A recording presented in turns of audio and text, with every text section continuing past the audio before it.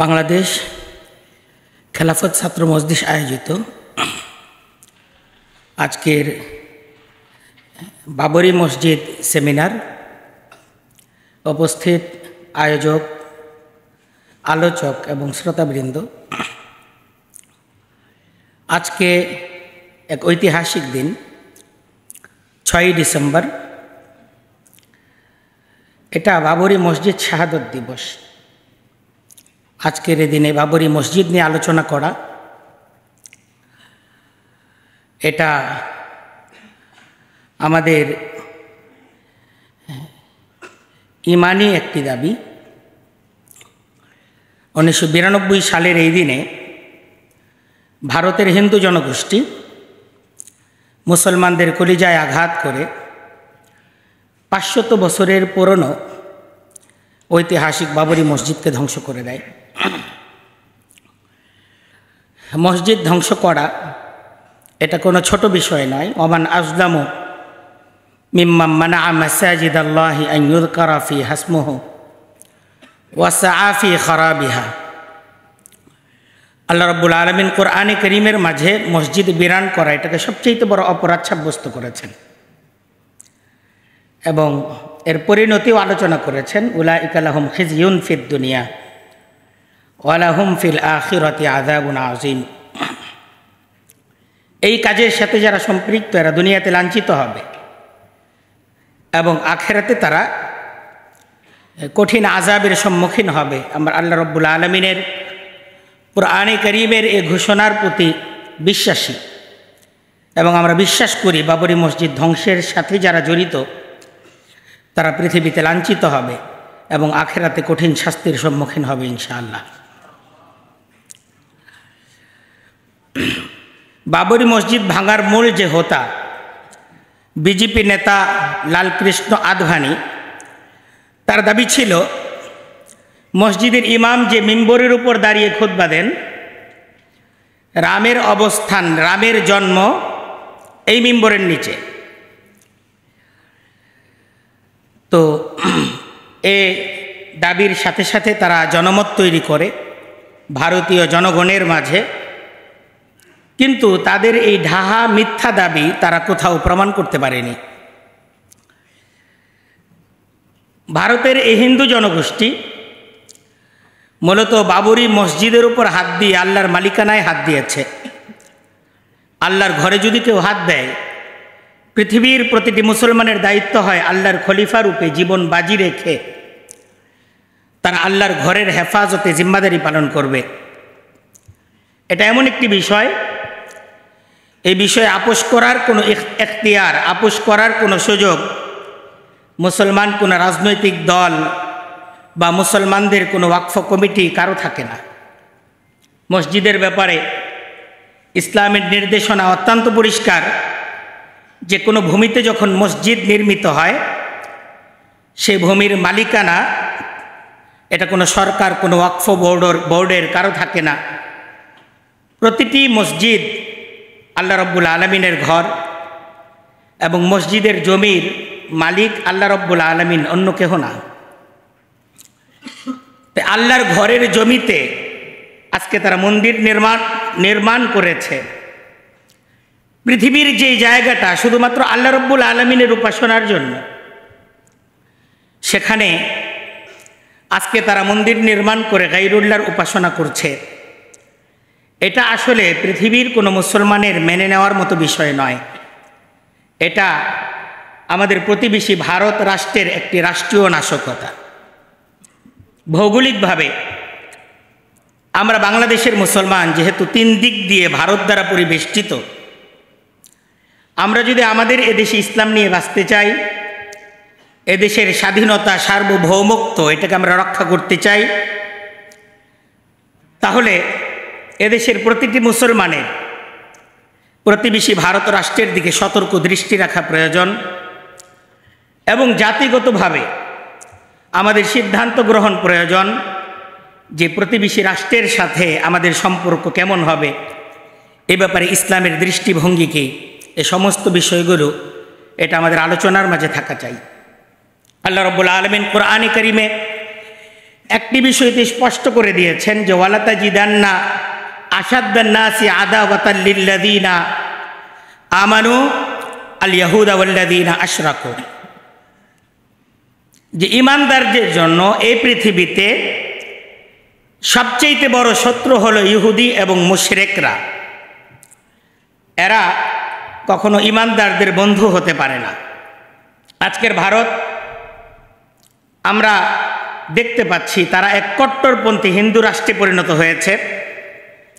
সমগ্র ভারতে জনগণের মাঝে হিন্দুত্ববাদ এতটাই প্রবল, ভারতের বর্তমান ক্ষমতাসীন বিজেপি সরকার 2014 এবং 2019-এর নির্বাচনে বিপুল ভোটে তারা যে এই বিজয়ী হয়েছে, এর কারণ এটা না যে এ দলটি ভারত থেকে দারিদ্রতা দূর করেছে, বেকারত্ব দূর করেছে, বরং আজকের ভারতের বাস্তবতা হলো দারিদ্র এবং বেকারত্ব ভারতে দিন দিন বেড়ে চলছে। এক্ষেত্রে বিজেপি ক্ষমতাধীন সরকারের ব্যর্থতাটা বিশাল।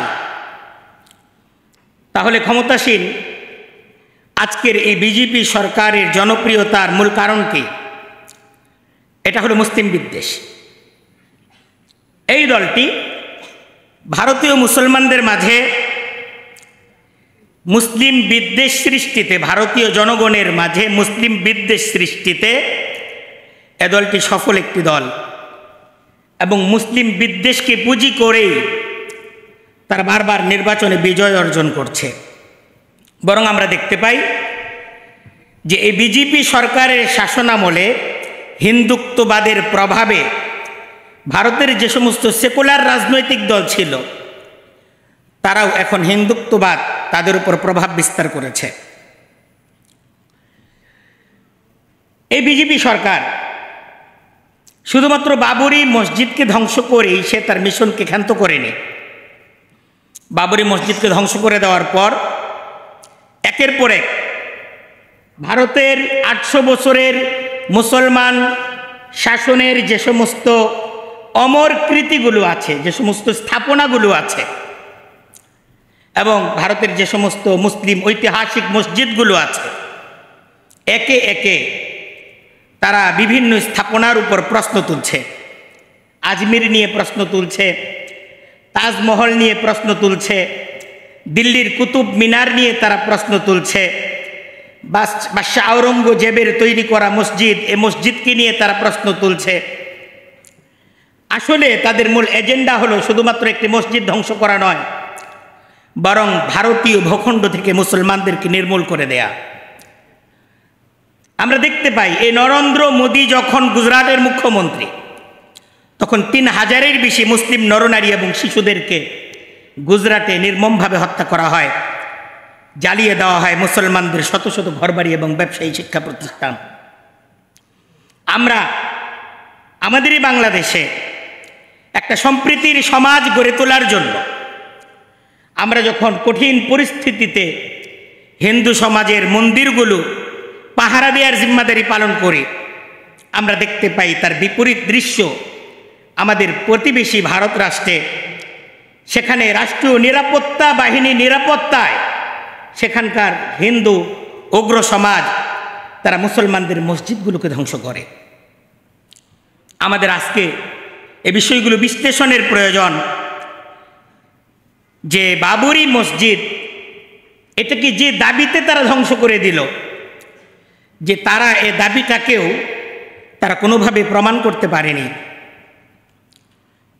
যে বাবরি মসজিদ রামের জন্মস্থানে মন্দিরের উপর নির্মিত হয়েছিল। ভারতীয় আদালতে হিন্দু জনগোষ্ঠী তা প্রমাণ করতে পারেনি। কোথায় এবং কোন বছরে রামের জন্ম, এই বিবরণটা তারা দিতে পারেনি। তাদের কোনো কিতাবে রামের জন্ম সন, রাম কোথায় জন্মগ্রহণ করলো, এ ব্যাপারে কোনো তথ্য নেই। আসলে এটা পুরাটাই একটা কাল্পনিক দাবি। বাবরি মসজিদ রায়ে ভারতের বিচারকরা, সুপ্রিম কোর্টের বিচারকরা কথা বলতে বাধ্য হয়েছে যে এই প্রমাণ কোথাও পাওয়া যায়নি যে মসজিদের নিচে মন্দির ছিল। অতীতে এ দাবি ভারতের ইতিহাসে ভারতের প্রখ্যাত কোনো হিন্দু পণ্ডিত বা বুদ্ধিজীবী তারা কখনো করেননি।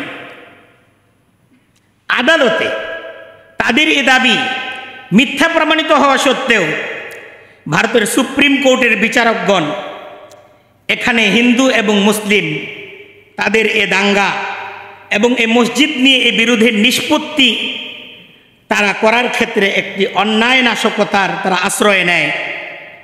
তারা এ মসজিদের জায়গায় মন্দির নির্মাণের সিদ্ধান্ত দেয় আর মসজিদ নির্মাণের জন্য মুসলমানদেরকে 5 একর ভিন্ন জায়গায় জায়গা দেওয়ার জন্য আবেদন করে। তাহলে দাবি যেখানে প্রমাণ হলো না, সেখানে মসজিদের জায়গায় মন্দির নির্মাণের সিদ্ধান্ত কিভাবে আসলো? এই সিদ্ধান্ত আসলো উগ্র হিন্দুবাদীদের মনোবাসনা পূর্ণ করার জন্য। বিচারের রায়ে এটা হিন্দু ফ্যাসিস্টের এক বিশাল বিজয়। ভারতীয় আদালত এক্ষেত্রে ন্যায় বিচার করতে ব্যর্থ হয়েছে।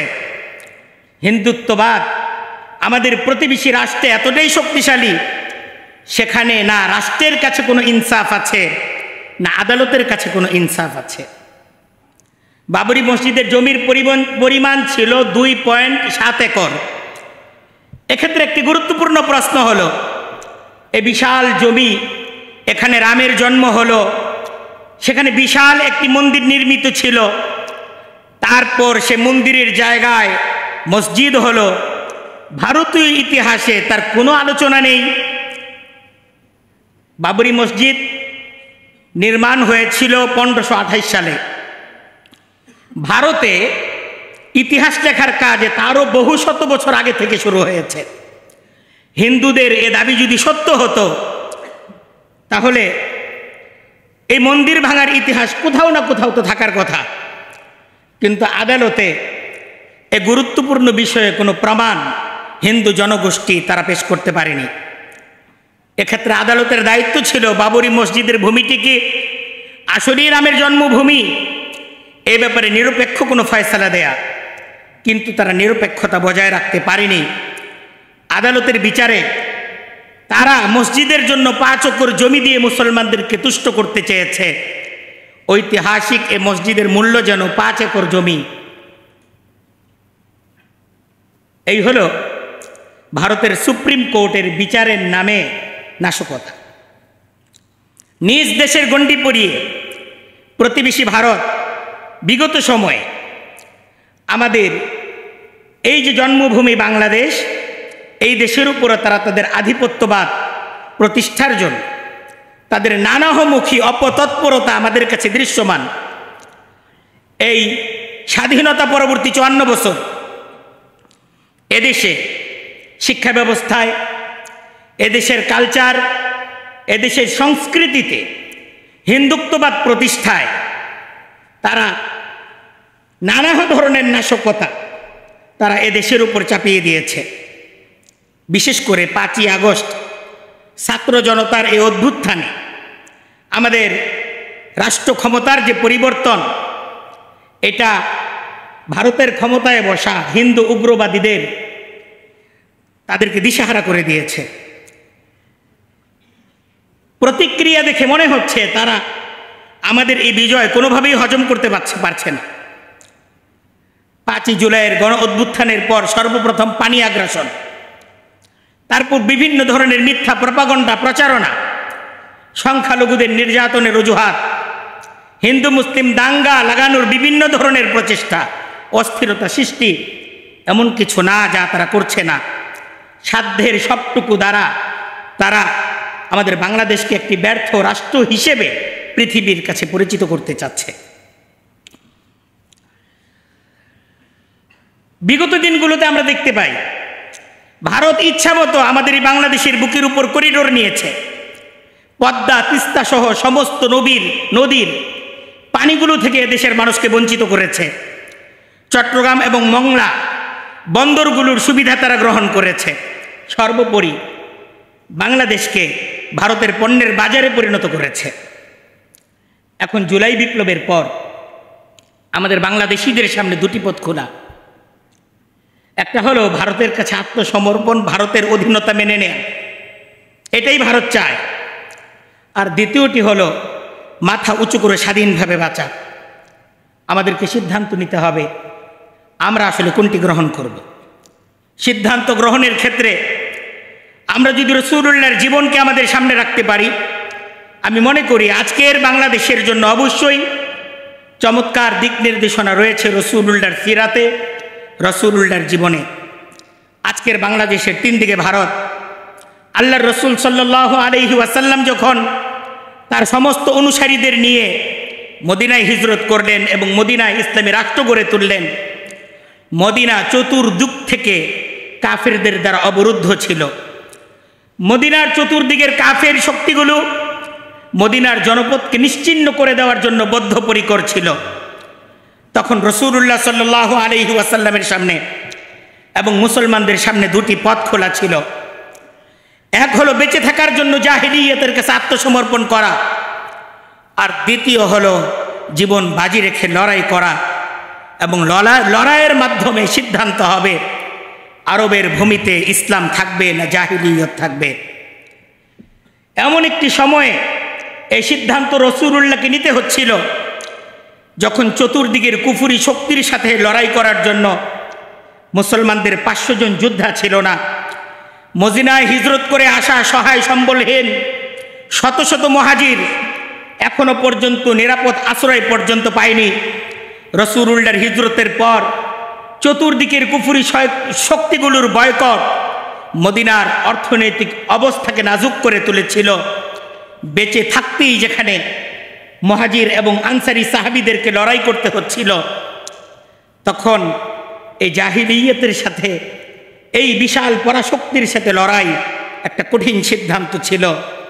কিন্তু তখন আল্লাহ রাব্বুল আলামিনের পক্ষ থেকে ফয়সালা এসেছিল যে আপোষ করা যাবে না, লড়াই করেই বেঁচে থাকতে হবে এবং ইসলামকে এই ভূমিতে প্রতিষ্ঠিত করতে হবে।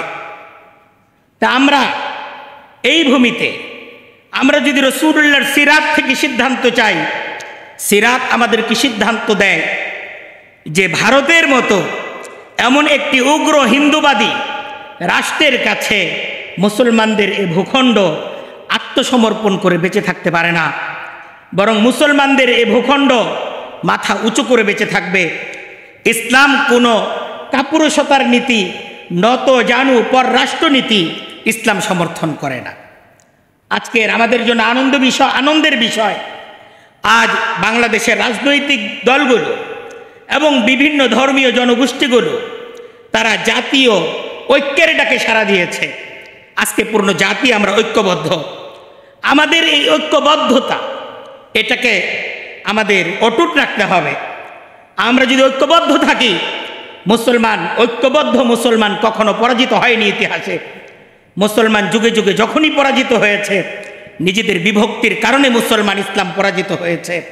আমরা যদি ঐক্যবদ্ধ থাকি এই ভূখণ্ডে ইসলাম জাগবে, এবং এই ভূখণ্ডে শুধু ইসলাম জাগবে না, এই ভূখণ্ডে ইসলাম নিয়ে আমরা যদি জেগে উঠি তাহলে ভারতের 30 কোটি থেকে 40 কোটি মুসলমান তারাও নির্যাতন থেকে বেঁচে যাবে।